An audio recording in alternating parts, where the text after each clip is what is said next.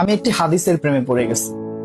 হাদিসটা হচ্ছে ঠিক এমন যে যখন বান্দা একটি ঘরে কান্না শুরু করে এবং তখন আল্লাহর ফেরেশতারা বলে যে আল্লাহ, তোমার এই বান্দাটা কি জন্য কষ্ট পাচ্ছে, এবং ফেরেশতারা আল্লাহর কাছে কান্নাকাটি করে বলে যে তার মনের ব্যথাকে তুমি আল্লাহ কমিয়ে দাও। তখন আল্লাহ তাআলা বলেন যে আমার বান্দা এমন কোনো কিছুর মায়া পড়েছিল বা ভালোবেসেছিল যা আমার চাইতে সে বেশি ওই জিনিসটার প্রতি ভালোবেসে ফেলেছিল।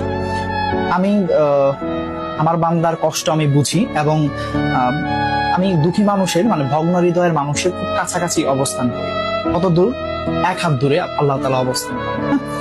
এবং আরেকটা কথা হচ্ছে, ফেরেশতারা তখন বলতে থাকে, আল্লাহ তুমি চাইলেই কি সেই বান্দার সেই অভাবগুলো তুমি পূরণ করতে পারো না? তখন আল্লাহ তাআলা বলেন যে আমি ওয়াদা করতেছি আমার বান্দা যে জিনিসটা তার জীবন থেকে হারিয়েছে তার চাইতে অধিক উত্তম জিনিস আমি তাকে দিব, যা দেখে পৃথিবীর মানুষ বিস্মিত হবে।